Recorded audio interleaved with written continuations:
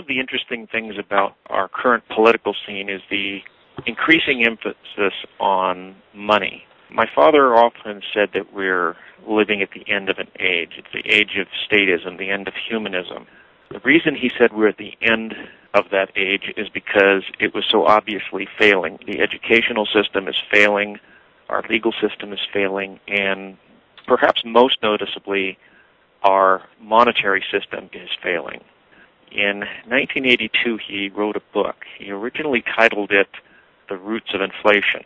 We republished it some years ago, and we retitled it Larceny in the Heart, more to the heart of the issue and the moral issue behind inflation. The thesis of my father's book was that our current inflation problem and the decline in the value of the dollar, as well as other world currencies, is not just a technical problem. It's not just a problem that we can discuss in economic terms, but in fact it's a moral problem. And it really is symptomatic of the problems we have with statism. Our basic problems are always moral, and that was one of the reasons he talked about Christian Reconstruction. We have to start with the ground up, not from politics. Politics has to reflect what has to be more substantial and more fundamental. It has to reflect a new moral way of looking at things. And so we have to address things like inflation and economic policy from a moral perspective. My father held to the Austrian School of Economics, largely because the Austrian School of Economics has seen somewhat pragmatically that hard money works, and hard money is a money that can't be controlled by the state. One of the reasons we have fiat money is money that's just like a counterfeiter's money. It's money, declared money by the state that has nothing really behind it, no gold, nothing of value, and so the government can create as much of it as they want. In the United States, it's the Federal Reserve that cooperates with the Treasury Department to create the money that feeds our government. But the problem with fiat money was that it's basically a counterfeit money. It's a money with no value. When the government issues fiat money, it does what a counterfeiter does. A counterfeiter issues something of no value and in return gets something of real value. The problem is that that worthless paper works its way through the economy. And because our counterfeiters in Washington keep producing more of this worthless currency, all of our currency is worth less and less. To protect themselves, our government does what a counterfeiter cannot do. Our government says this money is legal tender, and it has to be accepted. You cannot refuse the government's fiat currency. So the real problem is a moral one. It's an act of theft. It's the greatest single instrument in state power. It's the engine which feeds a powerful government. The modern conservative movement, whatever conservatism means to anybody, because it has been a very irregular sliding term, but the modern conservative movement has largely focused on social issues. They've ignored more fundamental aspects in the moral realm. They've identified particular issues that are very serious issues, such as homosexuality, before that abortion. And their vote is often controlled by what someone promises to do or the positions they take on these areas. Who knows how many politicians have been elected because they said that they were against abortion? And how many of those have ever introduced any legislation that would actually end abortion?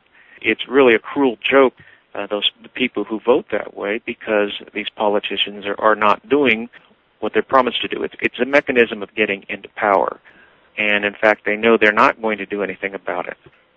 We have to look even more fundamentally. Part of the problem with Washington is they're exercising power that they ought not to. We have to destroy all the power of Washington, their power to control issues like abortion, their power to control issues like marriage, the powers to control family, the power to control education, the power to control how we use our property. Well, we can talk about the Constitution, and we should, because that's about the only thing we can go back to is the Constitution, because it's still legally binding, even if it's ignored. So we can go back to the Constitution. But one thing that we've got to do, and that's limit the power of the government to spend money. Greatest increase in power the United States government has ever known has been since the creation of the Federal Reserve. Since the creation of the Federal Reserve, the national government has not been limited by what it collects in taxes. They could go into debt. You can always create more money. All they have to do is sell notes to the Federal Reserve, and the Federal Reserve will create the currency. Originally, the Federal Reserve was created because the Constitution doesn't allow the U.S. government to create paper money. So they subtly did a sleight of hand and chartered a bank which could issue paper notes. Those are what we now call dollars. It's a complete fraud. It's legalizing counterfeit under the auspices of government. The Federal Reserve is, in effect, a monopoly of banks, given that power by Congress. One thing these Occupy Wall Street protesters are right about is that the banking system is thoroughly corrupt. It's a thoroughly immoral system. When we talk about ending the Fed, we're not just ending paper money policies, but we're ending the special privileges that Congress has given banks. We live in a very corrupt economic system today, and it's been this way for nearly 100 years. When you create a system such as the Federal Reserve created, where money is becoming worth less and less, that's obviously an advantage to the government, and it has greatly increased the power of government. But it's also created a way whereby people seek to profit. You know, when you're in school, you learn that we're a capitalistic society, and that capitalism is based upon the accumulation of wealth and saving. In reality, since the creation of the Federal Reserve, we're actually an economy that now works on debt, spending more than we have. Well, the way this works with the government is the government keeps creating more money. That flood of money creates an artificial sense of prosperity, a boom. Periodically, when prices go too high because the money's worth less and less, we have a bust, and we call that a recession. If the recession's too bad, we call it a depression. And so all the ups and downs of this boom-bust cycle for the last 100 years has been a creation of government economic planning. Now, what this creates, then, is people figure, I've got to make more money faster because if I hold on to my money, if I put it in the bank, I'm not going to make enough to keep up with inflation. Money in the bank is not savings. Money in the bank is actually losing to inflation. And so it creates a desperation in people to make money and make it quick. So people want to catch on to these booms. If people are making money in dot-coms in the 90s, let's invest in the dot-com. And of course, many people tend then to invest in these booms near the end of the boom cycle, and they get caught in the bust. And the same thing happened in real estate. Well, booms turn to busts.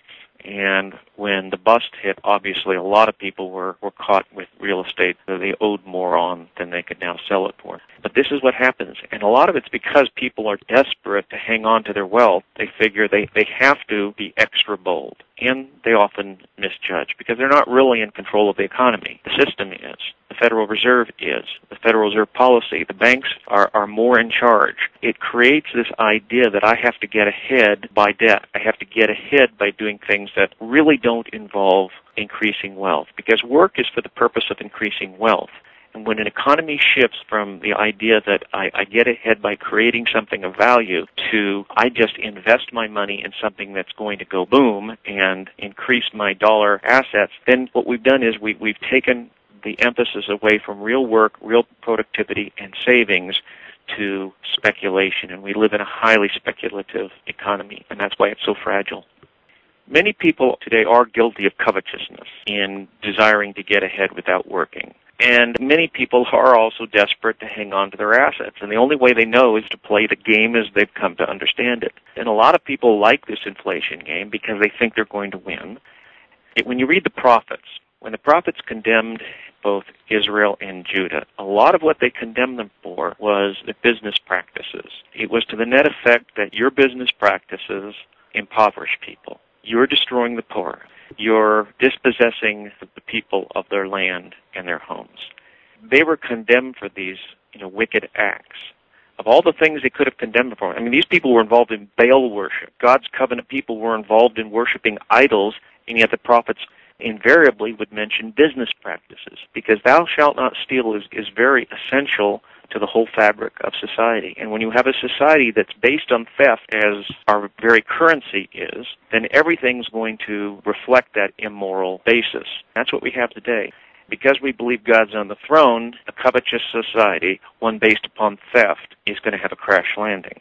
If you want to understand the moral foundations of fiat money, you should read the book my father wrote. It's available from Chalcedon on chalcedon.edu, Larceny in the Heart. And the subtitle of it is very revealing. The subtitle is The Economics of Satan and the Inflationary State. And I think you'll find this an eye-opener. You have to understand the moral problem of our money. It's not just an economic problem. Thank you for listening, and I pray that you'll continue to read our resources on chalcedon.edu and to support the ministry of Chalcedon.